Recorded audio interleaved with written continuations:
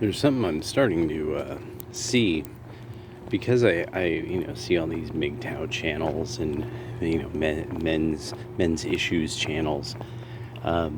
Because I know really I like women. I love flirting. I love I love the idea of seeing some of the most important things I've ever learned have been these odd things that my woman was into, like a TV show. Like there was once a TV show called Carnival, and it ended up ending after its first season.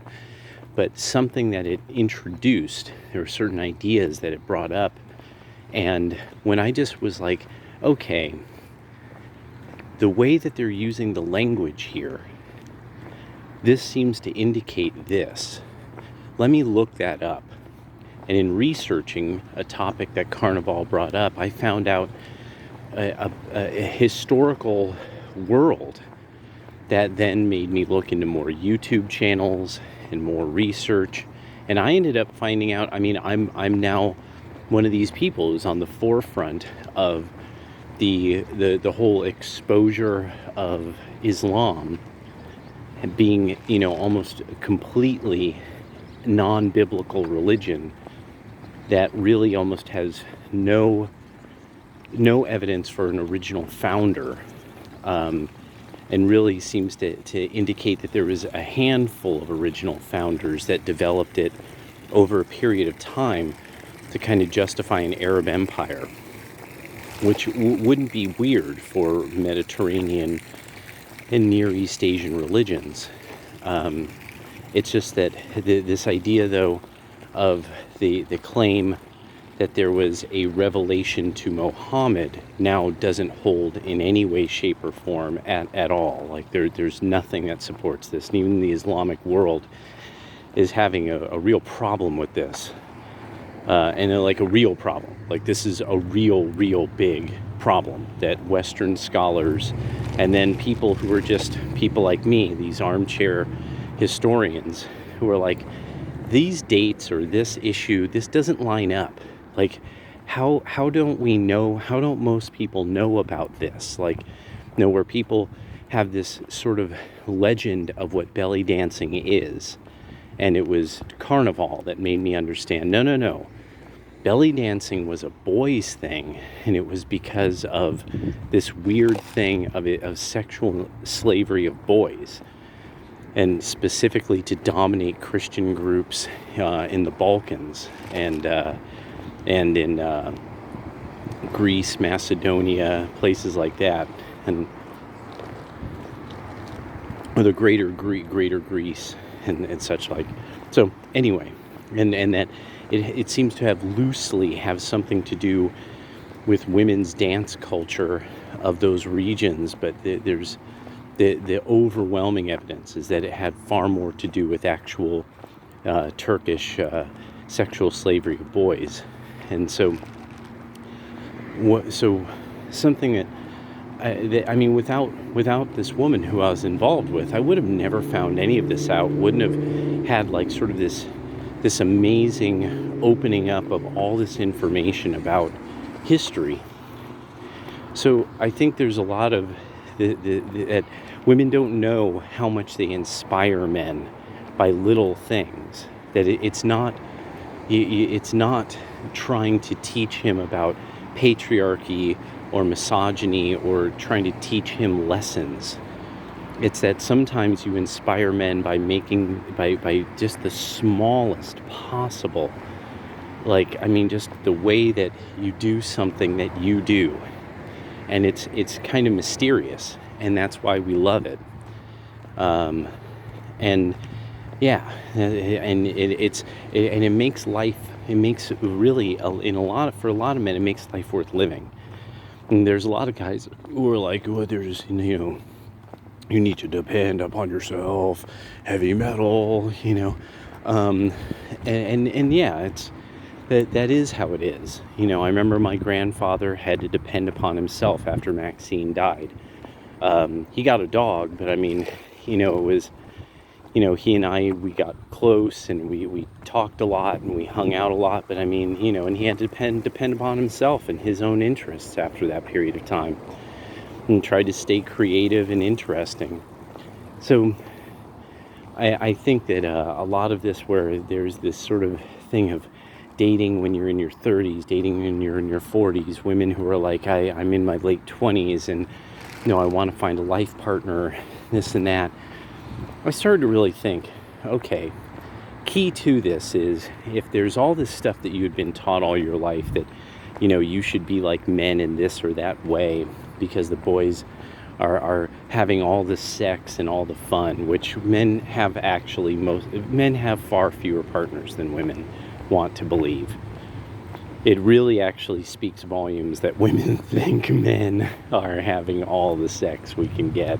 It really, really, really is a very strange. It exposes a lot about you when you think this or say it out loud. So I would suggest one of the worst mistakes you can make is insinuating that some man who you're speaking to, that, oh, he's one of those men who has all the sex, because it really actually indicates maybe you have all the sex, and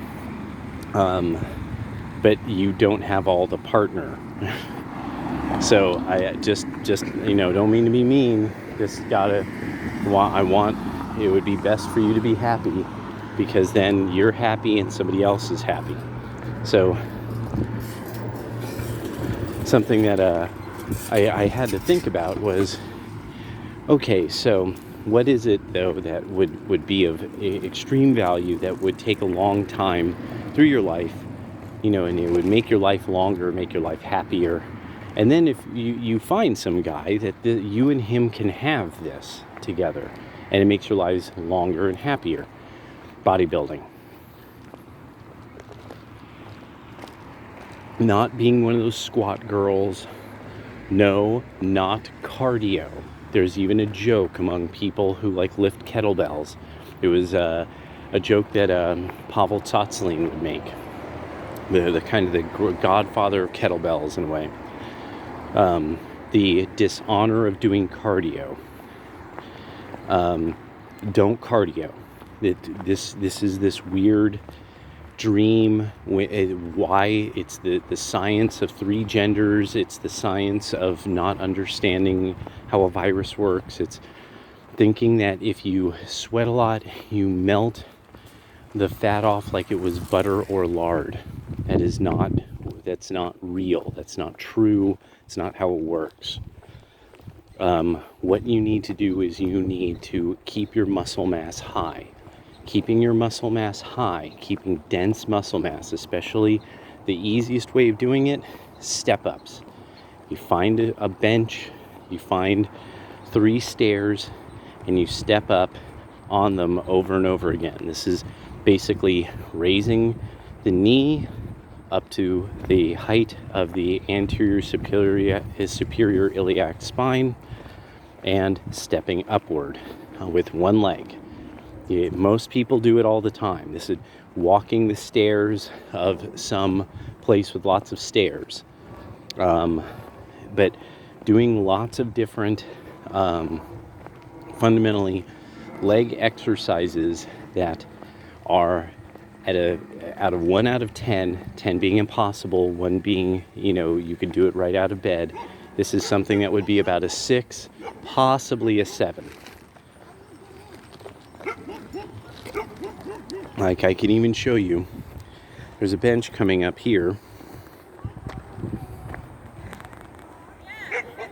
And that's the kind of bench you'd want to step up on.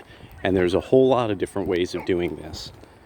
Doing the kind of squatting where you're fundamentally genuflecting, like you're dropping almost 1 knee down to the floor with 1 flat foot flat.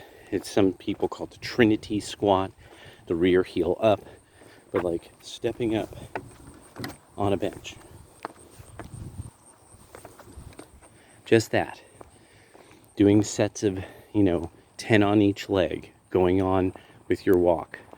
Not, oh, I hike a lot. oh, I do gardening, boy, I'm sore afterward. That is not bodybuilding. No, this is a habitual training regime. This is on the floor doing knee lifts, and then extending that into leg lifts, then eventually into straight leg lifts. Looking up exercises that would be like the way dancers exercise.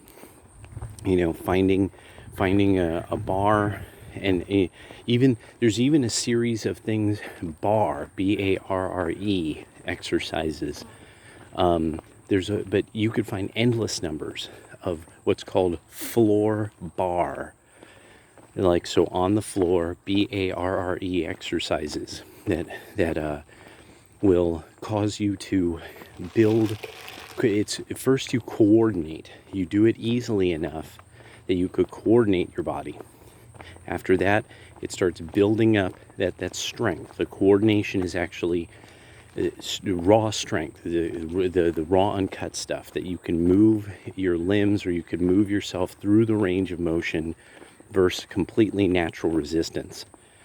From there, you apply different and more resistances. Fundamental, so Convict Conditioning is a book I highly recommend. You could get it digitally, you could get it on paper.